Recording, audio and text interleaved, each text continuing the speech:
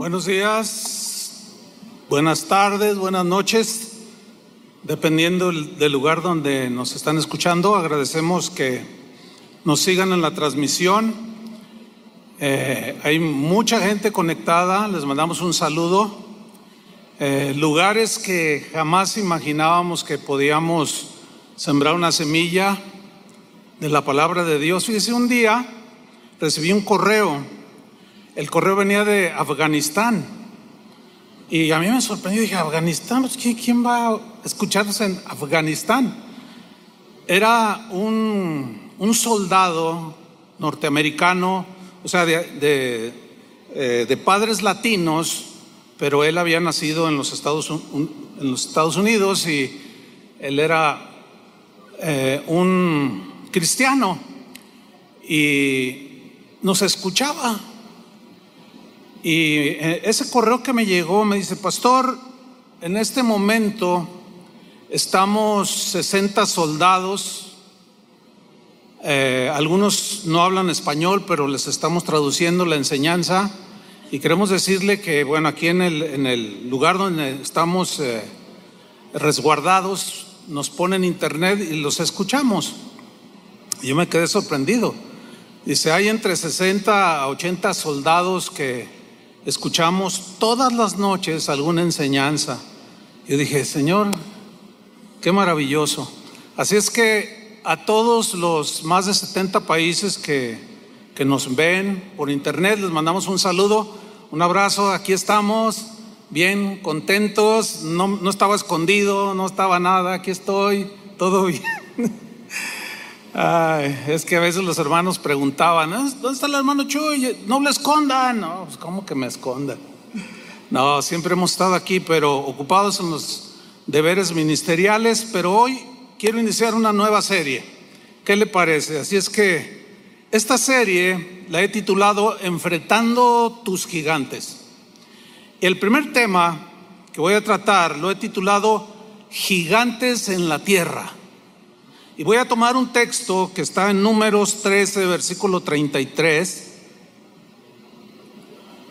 que dice así: también vimos allí gigantes, hijos de Anac, raza de los gigantes, y éramos nosotros, a nuestro parecer, como langostas, y así les parecíamos a ellos. La travesía de Israel desde Egipto hasta la tierra prometida es un cuadro que ilustra de manera impactante lo que para nosotros hoy es la vida cristiana. Dios quería llevar a su pueblo Israel de la esclavitud a la libertad, al disfrute de una tierra donde Dios les ofrecía una vida llena de bendiciones de todo tipo.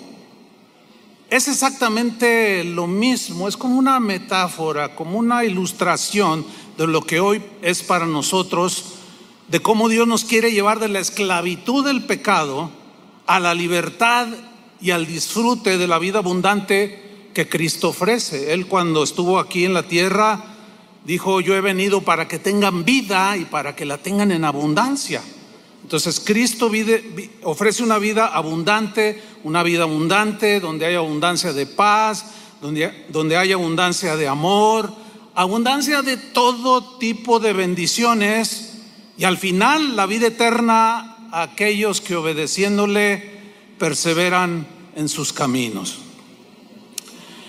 De todos he sabido, sin duda, de lo que el mundo está viviendo en estos últimos meses, tiempos difíciles.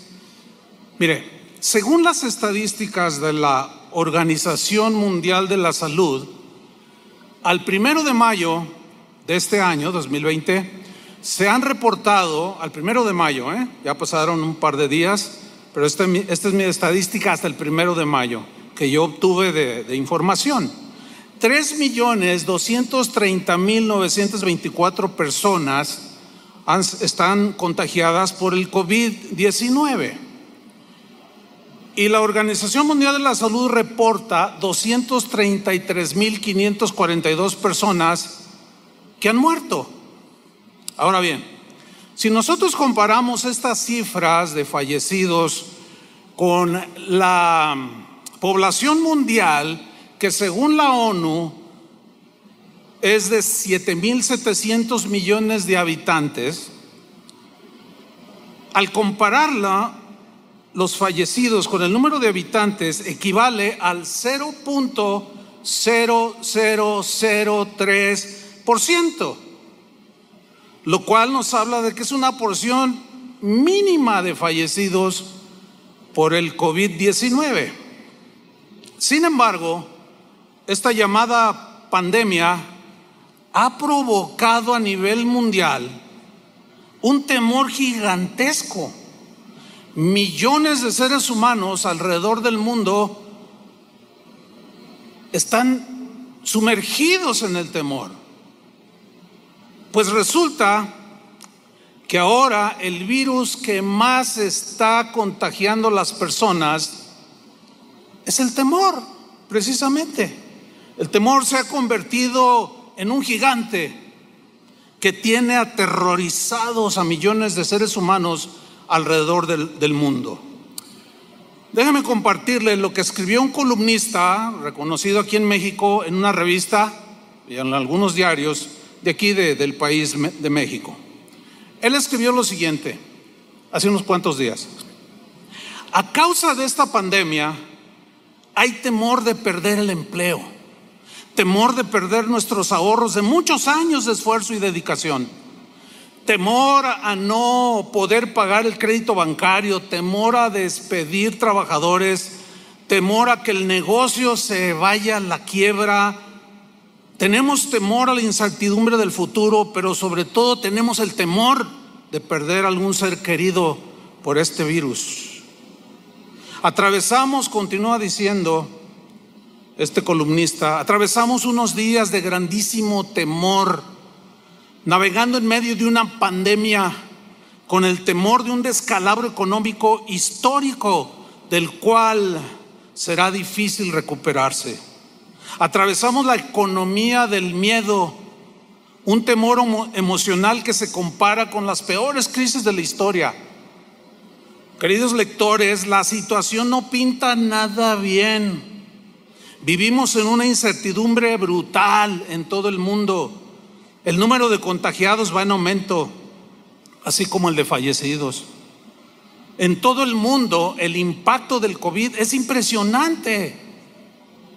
Las principales bolsas del mundo han caído estrepitosamente, obligando a comparar esta caída con la Gran Depresión de 1929 y la crisis financiera del 2008. Igualmente, la inversión, la producción industrial, las ventas están desaceleradas por la cuarentena obligatoria que muchos países han exigido, afectando la cadena del suministro. Y para colmo, el petróleo a precios mínimos. Pero lo más dramático que viene, el miedo más grande, el temor más grande que se avecina para la economía, serán los millones de empleos que se perderán, las familias que sufrirán rezagos y, peor aún, la pérdida de bienestar que habrá en países en desarrollo como México. Para nuestro país el impacto será descomunal. El tipo de cambio del dólar ha superado los 25 pesos, alcanzando un máximo histórico. El turismo, el transporte, restaurantes están teniendo pérdidas muy fuertes en sus ingresos. El sector manufacturero reduce con ello su productividad y con esto los sectores estarán generando pérdidas de empleos. El columnista terminó de esta manera su columna: el ingreso económico de gran parte de la población se verá reducido, por lo que el consumo de bienes y servicios disminuirá dramáticamente. El Producto Interno Bruto de México caerá, es inevitable. Bueno, ante este panorama tan desolador, tanta información que ha abrumado a los 7,000 millones de personas alrededor del mundo, ¿qué pasará con nosotros los cristianos? ¿Dónde entramos nosotros? Bueno, como respuesta tengo que decirles lo siguiente: los cristianos no estamos exentos de ser contagiados por el temor, al que llamaremos como si fuera un virus, el virus del temor, que se contagia fácilmente. No, no estamos exentos. Pero si nos dejamos contagiar, si no tenemos esa protección y nos contaminamos, nos contagiamos de ese temor, este se puede convertir en un gigante invencible. Desgraciadamente, el virus del temor es muy, pero muy contagioso. Se contagia de una manera tan veloz que no hay virus que le compare. En alguna ocasión yo les compartía una historia que viví. Yo era un joven de 18 años y todavía no conocía al Señor, y yo iba con un primo en un colectivo aquí en la ciudad de Guadalajara. El camión donde íbamos iba lleno de gente. Iba gente de pie, como acá en estos países suele suceder, ¿no? Otros colgados, en fin. Y el chofer manejaba como si trajera un montón de ganado. Bueno, así manejan acá, no sé, en otros países. Y recuerdo que circulábamos por una de las calles céntricas de aquí de la ciudad de Guadalajara, y mi primo y yo íbamos sentados. Nos tocó sentarnos. Se fue llenando posteriormente el camión, pero íbamos sentados justamente donde las ruedas traseras. Yo iba sentado aquí y está una curva de lámina donde cubría las llantas traseras.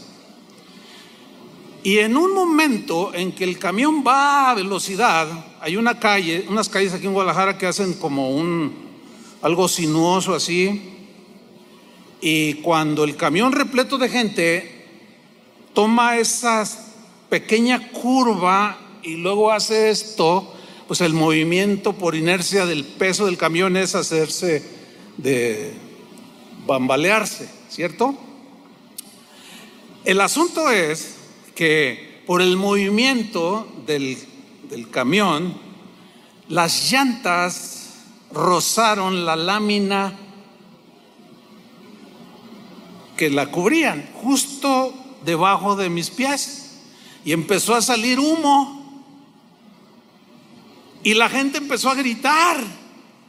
Todos empezaron a gritar: se está quemando el camión, se está quemando el camión. El chofer detuvo inmediatamente el camión y todos empezaron a salir, se apretujaron en las entradas, empezaron a romper los vidrios. Y yo recuerdo que mi primo me gritaba de abajo de la banqueta: bájate, primo, bájate. ¿Qué me había pasado? Estaba tan lleno de miedo, de temor, que en mí surtió el efecto de inmovilizarme. Yo me quedé agarrado así. No tuve la capacidad en ese momento de reaccionar. Otros lloraban, otros gritaban, otros, no sé, era un caos aquello.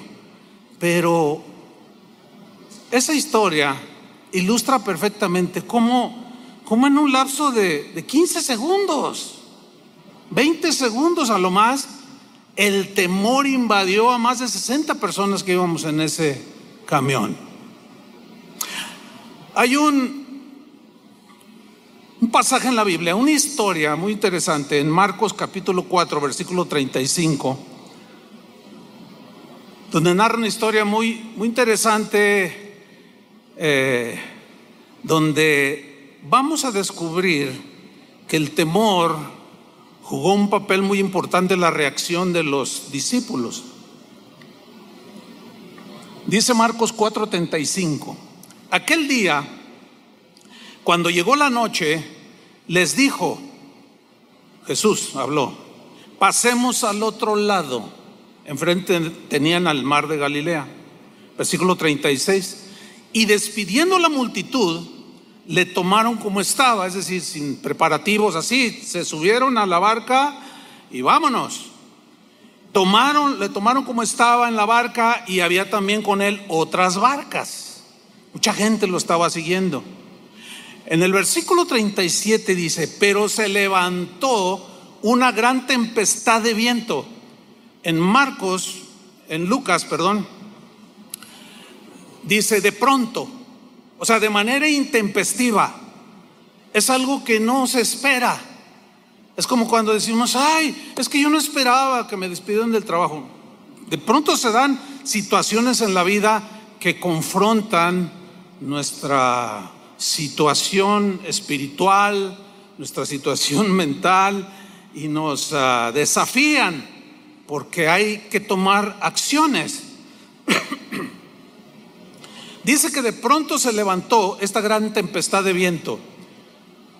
El mar de Galilea está rodeado de algunas montañas, algunos acantilados donde no hay mucha vegetación. Y cuando los choques de corrientes de aire, que es muy común, se suelen dar, de pronto se hacen como remolinos y bajan de manera velocísima hacia el mar de Galilea. O sea que en cualquier momento se puede dar esta situación, y sucede justo cuando Jesús con sus discípulos van navegando en el mar de Galilea. Pero dice aquí que este viento echaba las olas en la barca. Hay de olas a olas. Cuando ellos subieron, las olas, me imagino, eran pequeñas, no sé, 45 centímetros. Pero cuando las olas empezaron, cuando el viento comenzó a soplar, las olas empezaron a crecer. De tal manera, dice, que se anegaba el barco. Lucas dice que el agua se metía dentro de la barca. Es decir, comenzaron olas lo suficientemente grandes como para hundir la barca. Y ahí ya se empezó a poner la situación difícil. Ahí ya las olas es como cuando vamos a la playa, las olas pequeñas de 1 metro, uno las brinca y se ponen allí a juguetear. Pero cuando llegan olas de 3 metros, ya las vemos gigantescas. ¿Qué sucedió? Dice el versículo 38. Y él, o sea Jesús, estaba en la popa, en la parte trasera de la barca, durmiendo sobre un cabezal. Esto habla de la humanidad de Jesús. Estaba cansado, había orado por mucha gente, había predicado todo el día, estaba cansado y se puso a dormir sobre un cabezal. Y le despertaron y le dijeron: maestro, ¿no tienes cuidado que perecemos? Mire, esta frase, ¿no tienes cuidado que perecemos?, es una frase que tiene la connotación o la idea es como de llamar la atención, casi como un regaño, como diciéndole: Señor, ¿qué no nos vas a cuidar? ¿Por qué te descuidas y nos descuidas a nosotros?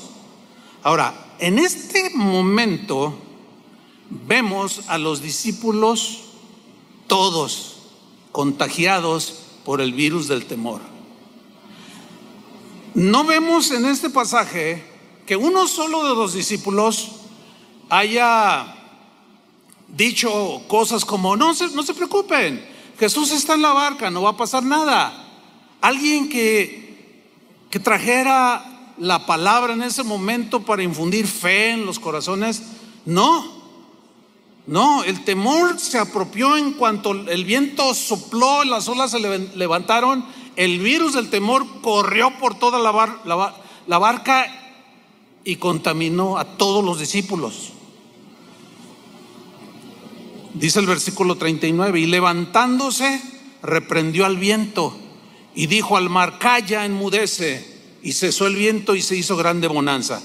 Es muy interesante este pasaje de cómo nos muestra, por un lado, cansado, tenía que dormir, la humanidad de Jesús, y aquí nos muestra la divinidad de Jesús. El Cristo eterno, el Hijo de Dios, hecho hombre, 100% hombre, 100% Dios, lo vemos en todo su esplendor, en este corto pasaje manifestándose en sus dos naturalezas. Y enseguida en el versículo 40 les dijo: ¿por qué estáis amedrentados? La palabra amedrentados aquí en el griego es una palabra deilos que significa cobardía. O sea, se puede traducir: ¿por qué están acobardados? La cobardía, ¿qué es la cobardía? Es temor ante alguna amenaza o temor a situaciones difíciles. Para ellos era una situación difícil, a pesar de que algunos eran pescadores y ya habían tenido muchas experiencias, sin duda, cuando andaban pescando. Pedro, Andrés, los que eran pescadores, sabían que de pronto se levantaban tempestades, pero esta parece que sobrepasó a los que ellos habían experimentado. Y de pronto vemos unos discípulos acobardados, temerosos, miedosos. Y viene un reproche de Jesús hacia sus discípulos. Y les hace esta pregunta: ¿cómo no tenéis fe? En otra versión dice: ¿dónde está vuestra fe? ¿Dónde quedó su fe? Hasta este momento ellos ya habían experimentado y visto y tocado al Cristo encarnado.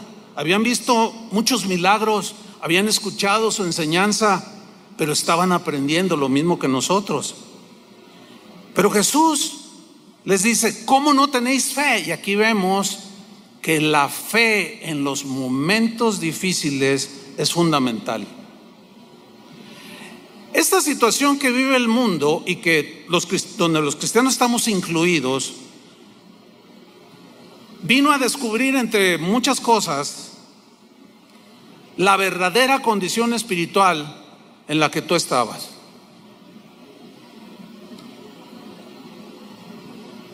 Si tú eras de esos cristianos tibios y repetitivos, indolentes, descuidados, pues tu fe obviamente no estaba fuerte. Y ahorita estás como los discípulos, todo acobardado, temeroso, miedoso. He ahí la importancia de mantenernos en la fe. Jesús ha prometido estar con nosotros, ¿cierto? Hasta el fin del mundo, en cada momento de nuestra vida. ¿Cómo no tenéis fe? ¿Dónde está vuestra fe? Pero hay una historia que es a donde yo quiero llegar. Es una historia muy conocida de 12 israelitas. 12 hombres del pueblo de Israel que Moisés envió a reconocer la tierra que Dios les había prometido, que Dios les iba a entregar para que vivieran como Dios tenía planeado para ellos.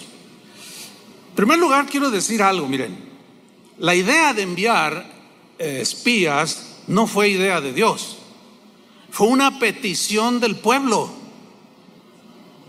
Ahora, esta idea de Moisés envía a 12, en realidad mostraba falta de fe.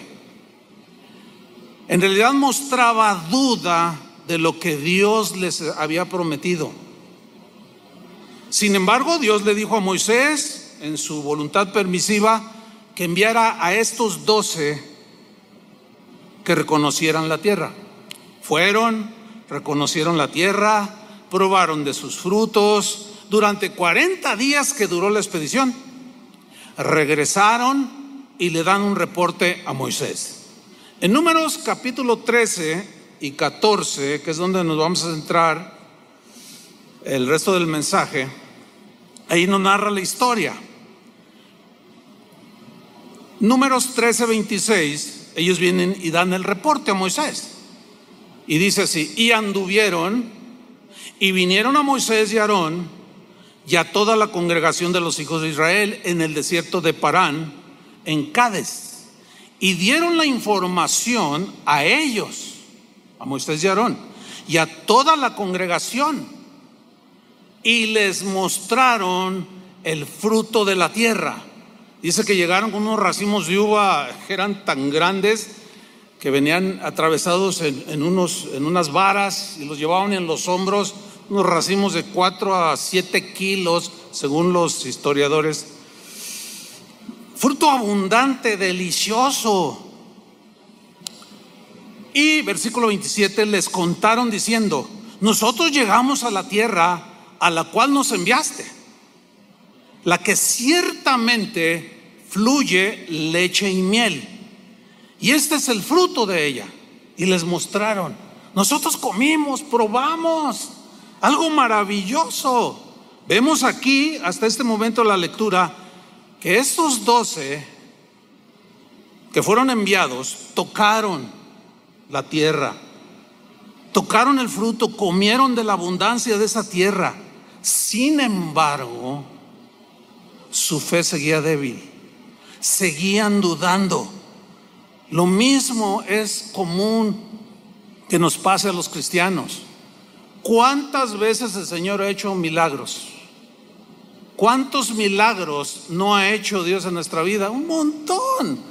Podríamos pasarnos horas contando de testimonios de que en el año tal el Señor hizo esto, hizo aquello. Hemos probado, hemos tocado, hemos gustado del fruto del Espíritu. Sin embargo, ante una adversidad como la actual, algunos siguen dudando.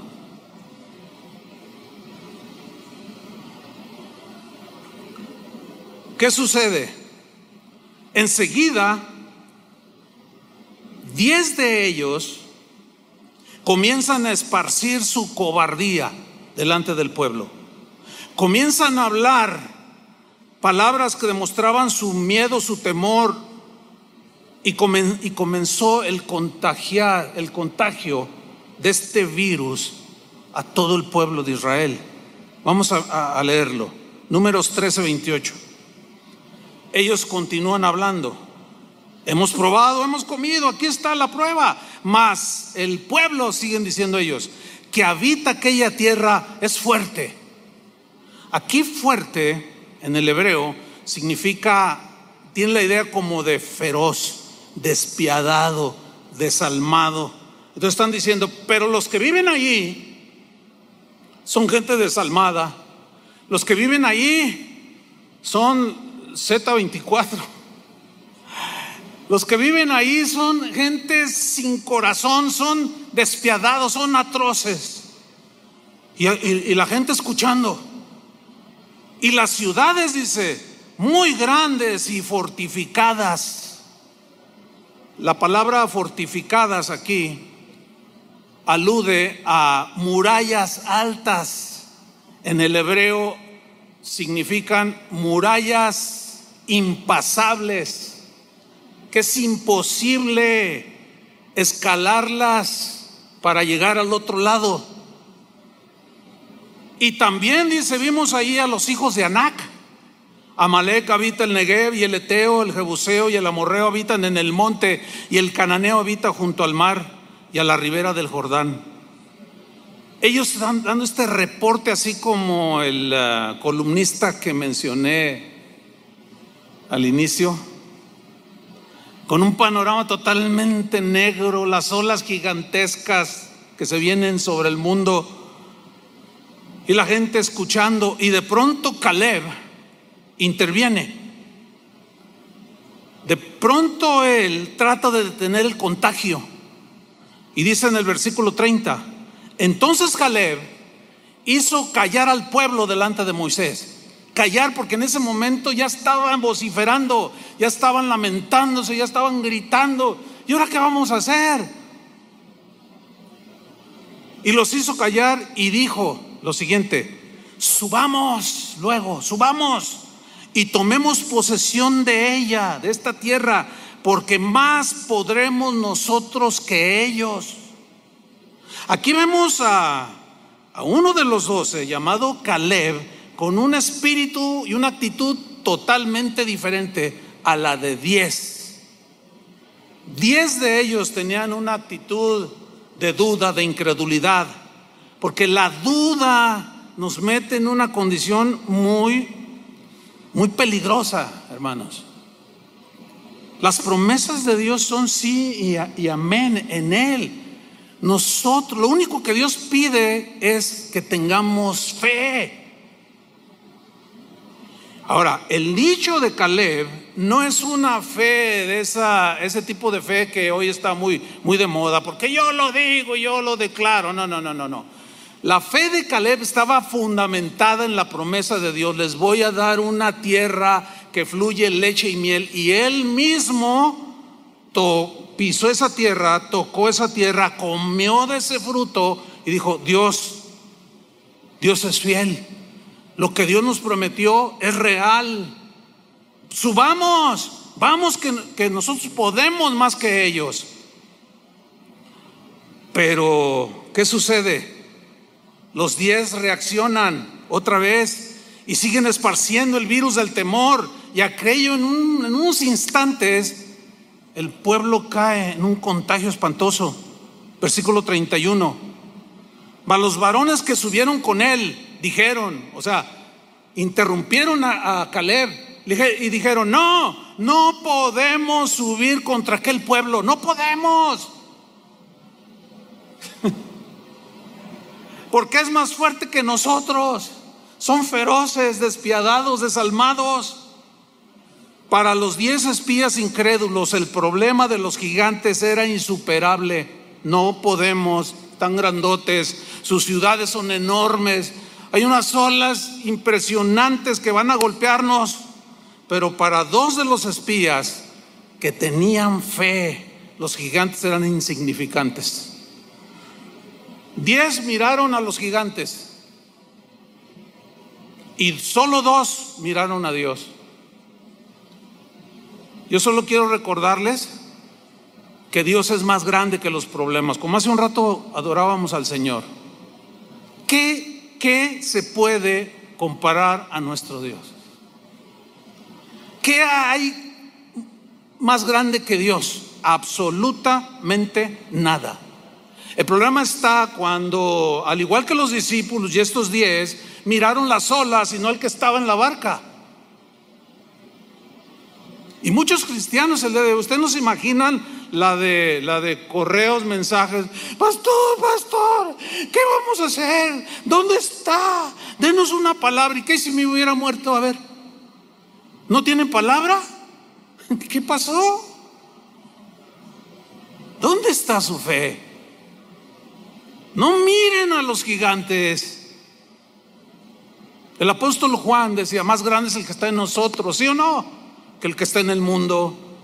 Vean al que está más grande que todos los problemas, al que va con nosotros en la barca, y no nos centremos en lo que Jesús dijo que serían principios de dolores. Porque si nos dejamos contagiar por esta pandemia del temor, nuestra vida espiritual puede caer. Y podemos arrastrar, así como estos días arrastraron a Israel, podemos arrastrar a la familia y a los que nos siguen, en aquellos sobre los cuales tenemos alguna influencia. Dice en Números 13:32: y hablaron mal entre los hijos de Israel. Hablaron mal. ¿De qué? De la tierra que habían reconocido. Hablaron mal. Qué triste es cuando un cristiano, miembro de una iglesia, se alimenta por años, algo pasa en su vida y después habla mal de lo que recibió. Eso es de las peores reacciones que los cristianos de hoy tenemos. El día de hoy hay muchos cristianos hablando mal de las promesas de Dios. Es increíble. Y en lugar de infundir fe, infunden duda.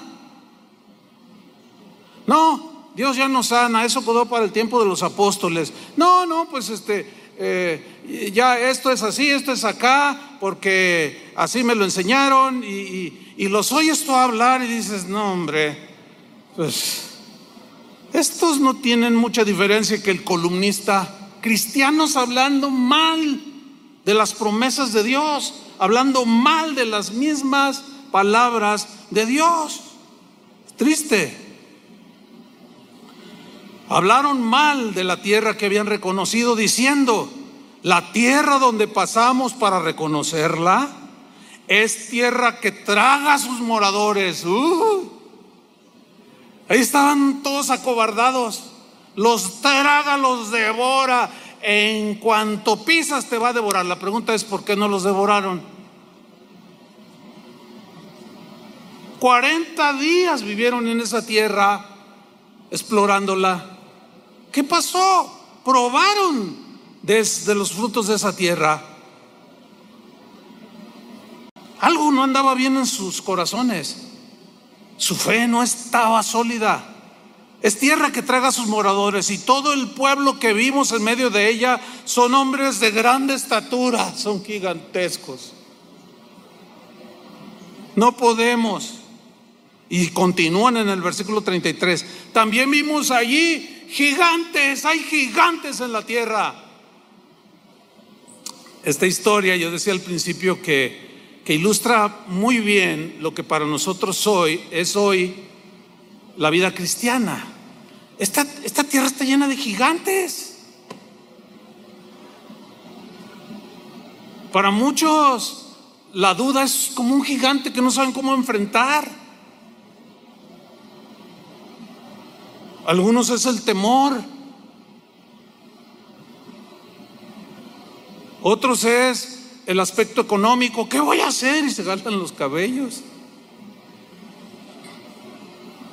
Vimos allí gigantes, hijos de Anac, raza de los gigantes, y éramos nosotros, a nuestro parecer, subrayo esa frase, como langostas, y así les parecíamos a ellos. En la Nueva Traducción Viviente dice: al lado de ellos nos sentíamos, nosotros nos sentíamos como saltamontes.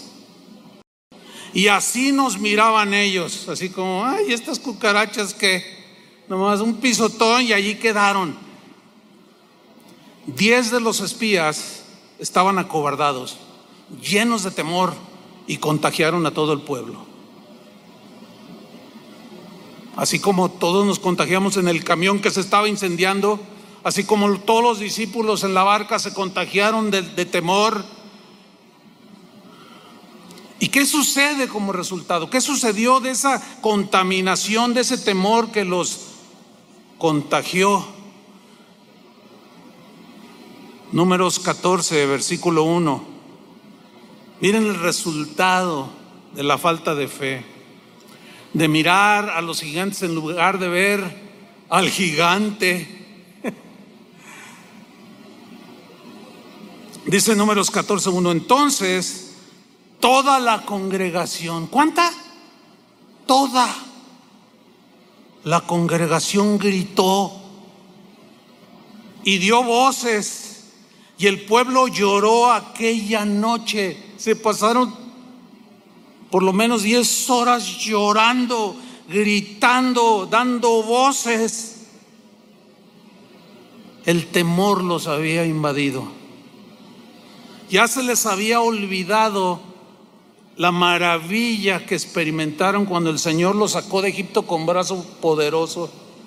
Se les había olvidado cómo cuando estaban enfrente del Mar Rojo y Moisés clamó y levantó la vara, el mar se abrió y todos pasaron como por tierra seca. Nos pasa a veces lo mismo. Quien diga que no le ha pasado está mintiendo. A todos nos pasa. Pero por eso tenemos que estar bien centrados en el Señor. No que si la economía está bien o está mal. Nosotros no dependemos de la economía, dependemos de Dios. En todas las crisis que ha pasado este país, que yo ya a mis 60 y tantos años he vivido, nunca he visto que los pajarillos se mueran de hambre. Nunca. Y nosotros, dijo Jesús, valemos más que los pajarillos. Versículo 2: gritaron, lloraron y se quejaron contra Moisés y contra Aarón. todos los hijos de Israel. Y les dijo toda la multitud a Moisés y Aarón: ojalá muriéramos en la tierra de Egipto o en este desierto, ojalá muriéramos. Wow. Cada vez que yo leo esta historia, digo, bueno, la Biblia dice: el que piensa estar firme, mire que no caiga.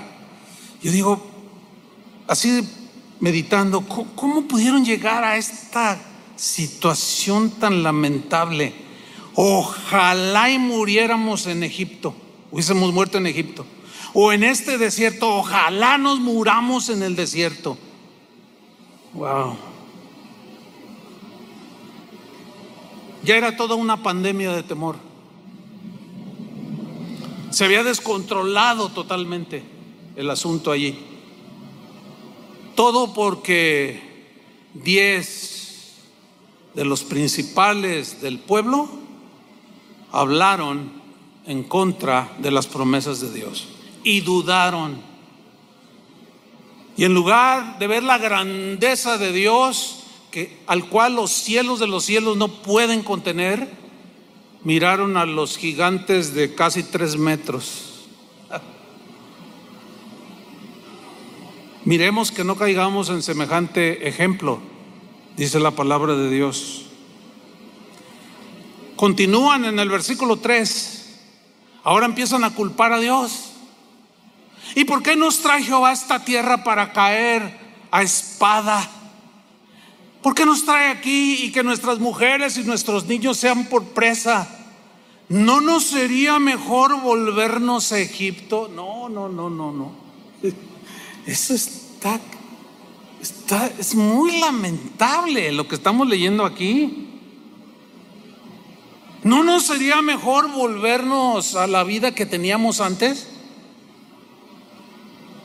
He escuchado infinidad de veces a muchos cristianos hablando insensateces, tonterías. Ay, ahora que sigo al Señor se me pone la cosa más difícil. Antes estaba mejor, dicen algunos. Tú dices, ¿cómo es posible? Y se les olvidaron todas las maravillas que Dios ha hecho a través de los años. Por eso la Biblia nos enseña que recordemos las bondades, las misericordias de nuestro Dios. ¿No sería mejor volvernos a Egipto? Creo que ya estábamos mejor. No le hace que el faraón tenga su pie en nuestro cuello. No importa. Allá cuando menos comemos pepinos. Fíjense nomás.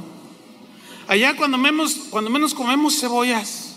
Ay, tan ricas las cebollas. Y los ajos que tanto le gustan a Toño. Dice el versículo 4, fíjense. Y decían el uno al otro. O sea, empezaron ya a hablar entre ellos. Ya se había perdido el control. El virus del temor había hecho sus estragos en el corazón del pueblo. Y ahora se decían el uno al otro: designemos un capitán y volvamos a Egipto. Necesitamos a alguien que nos dirija, que nos guíe por el camino de regreso a Egipto. Increíble.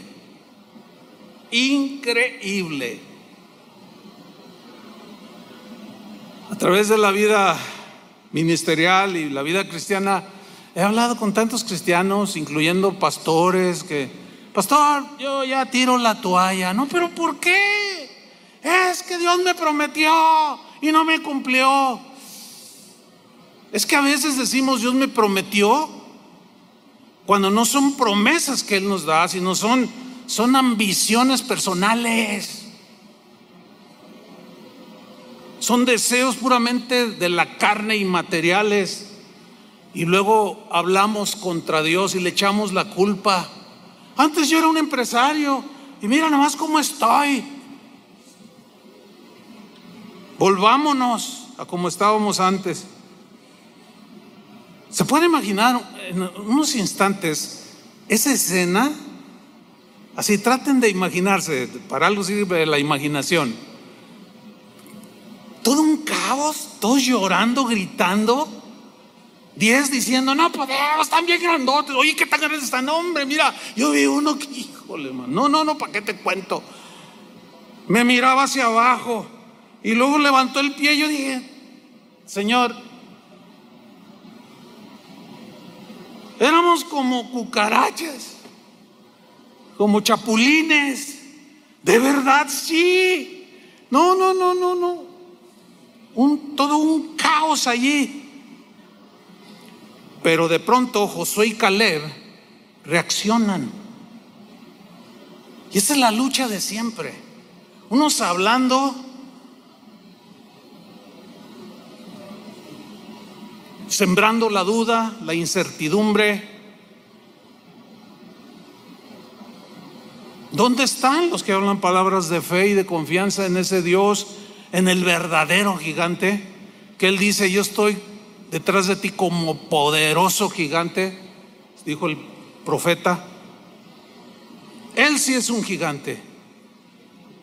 ¿Dónde están? Háblele a sus hijos palabras de fe. Sí, está bien guardar, también tenemos que ser gente sensata, con sentido común y prudentes, ¿verdad? Pues si hace frío, te cubres. Si te dan unas instrucciones sanitarias, pues hay que observarlas. Eso no es falta de fe, eso es inteligencia y sentido común. Pero porque tampoco nos vamos a ir al triunfalismo, tampoco nos vamos a ir a la superfe, aquello de que no, que a mí no me hace nada nadie, y se vuelven temerarios. Ya hay casos de pastores que han muerto. No estoy diciendo que es el caso, pero también hay casos y hay videos en las redes sociales de pastores que desafiaron, se volvieron temerarios. Hay uno en Florida, un pastor muy famoso, en plenas instrucciones del gobierno para que haya orden, para que no se salga de control el asunto. Él reunió a su congregación y en plena reunión entró la policía y lo agarraron y lo bajaron, y un policía agarra el micrófono y dijo, su pastor es un irresponsable. Yo diría, es un triunfalista. No era alguien que tenía su fe basada en las promesas de Dios. O sea, yo sé que es un punto así difícil para algunos de ponerlo en el equilibrio. No, nuestra fe, lo que sí estoy rotundamente cierto, con contundencia, es que nuestra fe debe estar basada en lo que Dios dice, no en lo que yo supongo que Él dice, o en lo que yo pueda llegar a pensar o a creer que Él me está hablando. Porque ¿cuántas veces decimos, Dios me habló? Y no pasa nada de lo que supuestamente Dios nos habló. Ahí, ¿quién se equivocó? ¿Dios o nosotros? Pues nosotros. Por eso tenemos que empaparnos de la palabra de Dios, que este amor en abundancia, que la sabiduría, la inteligencia espiritual nos dirijan, la paz de Cristo en el corazón, pero todo fundamentado en la palabra de Dios.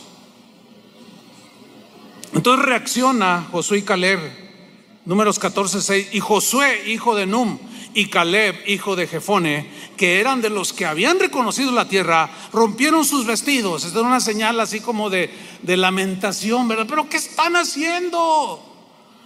Son el pueblo de Dios. ¿Cómo ustedes están dudando de Dios?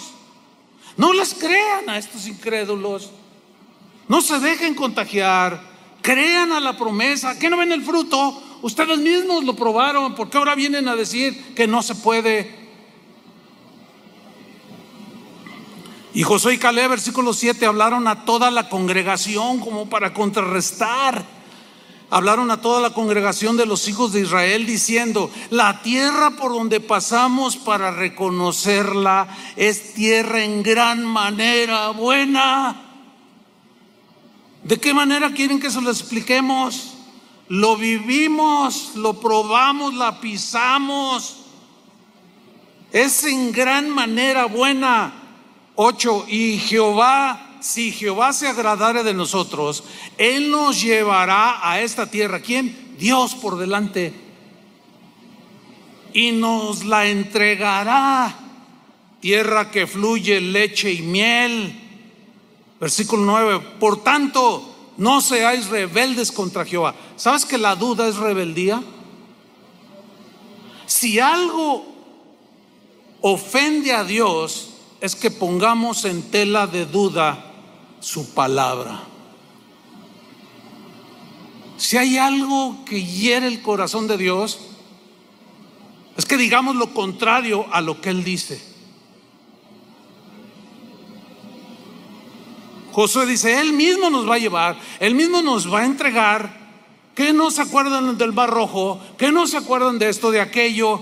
Por tanto, no sean rebeldes contra Dios, ni temáis al pueblo de esta tierra. Sí, son gigantes, yo los vi, porque nosotros los comeremos como pan. Su amparo se ha apartado de ellos y con nosotros está Jehová. No los temáis. Wow, qué diferente. Miren, hermanos, en 1982 iniciamos Casa de Oración. Era un año de crisis. Desde que yo me acuerdo, desde tengo uso de memoria, siempre hemos estado en crisis. Cuando algunos amigos míos, ministros y algunos cristianos amigos míos se enteraron que íbamos a iniciar una obra, me decían cosas como, oye, pero en medio de esta crisis no hay trabajo, la gente no gana ni para comer. ¿Cómo? No, espérate, me decían. O júntate con otro ministerio, porque pues como se ven las cosas, no se ve por dónde. Iniciamos Casa de Oración en 1982. En 1986 hubo otra crisis y la iglesia siguió creciendo. En el 2004 otra crisis y después otra crisis. Toda mi vida ha sido crisis. Y toda mi vida he escuchado, no se puede, no se puede, no se puede. Claro, no se puede cuando nosotros miramos a los gigantes que hay en la tierra. Pero cuando miramos al papá de todos esos gigantes, otro gallo nos canta, como decimos aquí en México. Es muy distinto. Mayor es el que está en nosotros, hermanos, que el que está en el mundo. No temamos. Si es necesario que Dios mande cuervos, los va a mandar.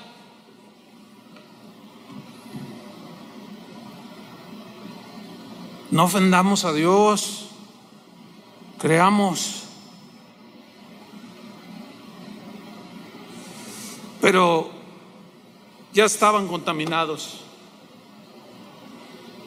Presas del pánico reaccionan a lo que Josué y Caleb les estaban diciendo. Parecía como que los habían inoculado, los habían inmunizado, les pusieron una vacuna y los inmunizaron contra Dios y contra la fe. Ya la palabra que Josué, estaban diciendo la verdad. La palabra que Josué y Caleb le estaban diciendo ya no estaba haciendo mella en sus corazones, ya no estaba entrando. Espero que no sea la condición de algunos que están escuchando o que escucharán este mensaje. Pero en Números 14:10 dice, entonces toda la multitud habló de apedrearlos. Hágame usted el favor. Wow.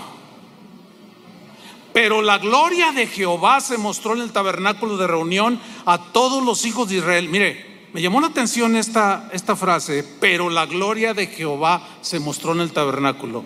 Y me puse a investigar un poco más adentro, y en el hebreo la idea es, y Dios se mostró como un juez, como diciendo, voy a dar mi veredicto y los voy a sentenciar. Esa es la idea de la gloria de Jehová se mostró en el tabernáculo, y el contexto lo comprueba. Y dijo Jehová a Moisés, versículo 11, ¿hasta cuándo me ha de irritar este pueblo? Moisés, ¿hasta cuándo me han de enojar este pueblo? Si quieres hacer enojar a Dios, duda, llora, quéjate, pero de pronto se te va a revelar, pero no como el que suple. sino como el juez que viene a traerte una disciplina para que tu fe crezca y se fortalezca. Y no dudes jamás de Dios. ¿Hasta cuándo me ha de irritar este pueblo? ¿Hasta cuándo no me creerán? ¿Hasta cuándo no me creerán? Con todas las señales que he hecho en medio de ellos. ¿Hasta cuándo, Moisés? Y aquí se ve que se reveló como juez, versículo 12.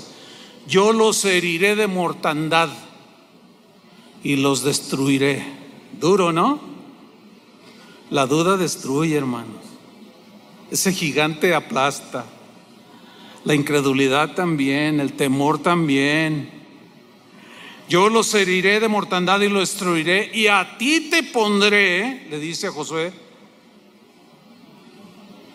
sobre gente más grande y más fuerte que ellos. ¿Saben qué significa gente más grande y más fuerte que ellos? Si nos vamos al hebreo, significa gente que tenga valor, que sean valientes, que no sean cobardes. Cuando se les aparezcan de pronto los gigantes enfrente, significa gente de valor, o sea, valiente, gente que tenga fe, que me crea. Yo te voy a poner sobre ese tipo de gente que me crea. Fíjate bien quiénes son tus amigos, fíjate bien con quién hablas, fíjate bien con quién platicas. Fíjate bien lo que te dicen. Si lo que te dicen te infunde temor, miedo, inseguridad, estás corriendo un grave peligro. Mirarás a los gigantes. De manera inesperada, digo inesperada, así lo veo yo, Moisés intercede por el pueblo, implora el perdón del Señor. Yo no sé qué hubiera hecho yo, la verdad yo digo, Señor, ¿qué hubiera hecho yo? ¿Qué hubiera hecho yo? No lo sé, la verdad. Pero sí es una lección, Moisés nos da una lección aquí. Comienza a interceder. Y le dice, no, espérate, Señor. Los pueblos que vieron cómo nos pasaste por el Mar Rojo y todas las maravillas, van a decir, y ahora no los pudo meter a la tierra. Señor, perdónalos, dice. Y Moisés lo consigue. ¿Saben por qué Dios los perdonó? Porque Él es amplio en perdonar, porque Él es misericordioso y paciente. Sin embargo, leamos el versículo 20. Entonces Jehová dijo, yo le he perdonado conforme a tu dicho. Aunque ellos no se estaban arrepintiendo, Dios los está perdonando. Mas tan ciertamente como vivo yo, y mi gloria llena toda la tierra, todos los que vieron mi gloria y mis señales que he hecho en Egipto y en el desierto, y me han tentado ya 10 veces. Usted puede encontrar las 10 tentaciones ahí en la Biblia, si se pone a estudiar.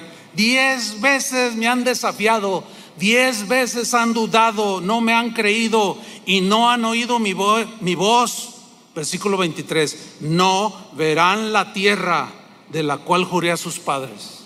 No la verán. No, ninguno de los que me ha irritado la verá. Es cosa seria. Es cosa seria, hermanos. No irrites a Dios. Ahora sí que por el amor de Dios, no irritemos a Dios. Dios nos perdona porque es misericordioso, sí. ¿Dónde estaríamos si Él no nos perdonara? Sin embargo, las consecuencias de nuestras acciones nos alcanzan tarde o temprano. Dios no puede dejarnos sin disciplina. Hay una ofensa muy grave aquí de todo Israel. Dudaron de Él. Sí, los perdonó. Él no es como nosotros los seres humanos que guardamos resentimiento. Pero nuestras acciones merecen una disciplina o la justicia. de Dios demanda un castigo para el infractor y estaban ofendiendo a Dios de manera grosera. Fíjate, Números 14:24 en la versión del lenguaje actual dice: pero Caleb, en el versículo 14:24, pero Caleb, mi servidor, no fue como los demás, sino que creyó en mi promesa. En la Reina Valera dice: pero a mi siervo Caleb, por cuanto hubo en él otro espíritu y decidió ir en pos de mí, yo le meteré en la tierra donde entró, y su descendencia la tendrá en posesión. El mismo versículo en la versión Dios habla hoy dice: solamente mi siervo Caleb ha tenido un espíritu diferente. Espíritu diferente significa una actitud diferente, una actitud de fe, de confianza total y plena en Dios, y me ha obedecido, dice esta traducción, fielmente. Por eso a él sí lo dejaré entrar en el país que fue a explorar, y sus descendientes se establecerán allí. Por eso cuando Josué mete al pueblo, Josué fue sustituto de Moisés y fue el encargado de meter a Israel a la tierra prometida. Un día Caleb llega delante de Josué y le dice: Josué, quiero hablar contigo. Dice: mira, así como cuando exploramos la tierra, yo tenía 40 y tantos años, hoy tengo 85 y estoy mejor que antes, le dice. Mi fuerza como de hace 40 y tantos años es semejante a la de hoy, a la que tengo hoy. Le dice: y Dios me dio promesa y yo vengo por ese cumplimiento. ¿Qué quieres?, le dice Josué. Pues quiero ese monte, pues agárralo, es tuyo. Solo los fieles, los que creen, los que no confían en sí mismos, los que ven a Dios y no ven a los gigantes ni a las olas gigantescas a su alrededor, son los que reciben las promesas de Dios y las ven cumplidas. Números 14:26, y Jehová habló a Moisés y a Aarón diciendo: ¿hasta cuándo? Mira el Señor, ¿hasta cuándo oiré? Porque ellos seguían gritando: esta depravada multitud. Ay, no. Yo leo eso y me entra un temor, pero el bueno, el temor de Dios. ¿Hasta cuándo oiré esta depravada multitud que murmura contra mí? ¿Hasta cuándo? Las querellas de los hijos de Israel que de mí se quejan. Diles: vivo yo, dice Jehová, que según habéis hablado a mis oídos, así haré yo con vosotros. Esta fue la manifestación de su gloria. Por eso a veces algunos cuando dicen: ay, manifiesta tu gloria, a veces no sabemos lo que decimos, porque su gloria se manifiesta de muchas maneras. Y aquí su gloria se manifestó y se reveló con castigo y juicio sobre su pueblo. Dice el versículo 29: en este desierto caerán vuestros cuerpos, les dice, todo el número de los que fueron contados de entre vosotros, de 20 años arriba, los cuales han murmurado contra mí. Vosotros a la verdad no entraréis en la tierra, por la cual alcé mi mano y juré. Dios juró que os haría habitar en ella. Imagínate Dios jurando: yo les juro por mí mismo que les doy la mejor tierra que se pueden haber imaginado. Yo lo prometo y lo juro por mí mismo, dijo Dios. Pero ustedes no van a entrar, dice. No van a entrar, exceptuando a Caleb, hijo de Jefone, y a Josué, hijo de Nun. Pero a vuestros niños, de los cuales dijisteis que serían por presa, yo los introduciré, los niños en su inocencia, y ellos conocerán la tierra que vosotros despreciasteis. En cuanto a vosotros, vuestros cuerpos caerán en este desierto, y vuestros hijos andarán pastoreando en el desierto 40 años, y ellos llevarán vuestras rebeldías, las consecuencias de su rebeldía, hasta que vuestros cuerpos sean consumidos en el desierto, conforme al número de los días de los 40 días en que reconocisteis la tierra, llevaréis vuestras iniquidades 40 años, un año por cada día, y conoceréis mi castigo. Yo Jehová he hablado, así haré a toda esta multitud perversa que se ha juntado contra mí. En este desierto serán consumidos y allí morirán. Y los varones que Moisés envió a reconocer la tierra y que al volver habían hecho murmurar contra él a toda la congregación, desacreditando aquel país, aquellos varones que habían hablado mal de la tierra murieron de plaga delante de Jehová. ¿Saben? La palabra plaga allí se puede traducir como peste, un virus, qué sé yo. Murieron de esa manera. Versículo 38. Pero Josué hijo de Nun y Caleb hijo de Jefone quedaron con vida de entre aquellos hombres que habían ido a reconocer la tierra. Concluimos, hermanos.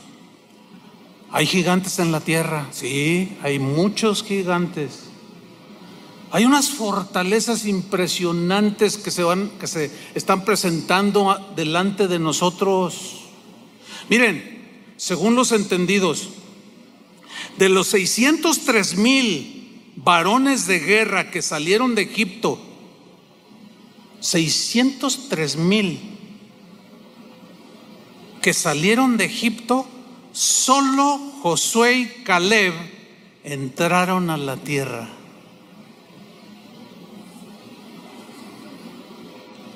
Si nos dejamos contagiar por el temor, vamos a perder la paz, hermanos. Vamos a perder el gozo. Si miramos a los gigantes, podemos entrar en una condición de murmuración y de ofensa y vamos a herir el corazón de Dios.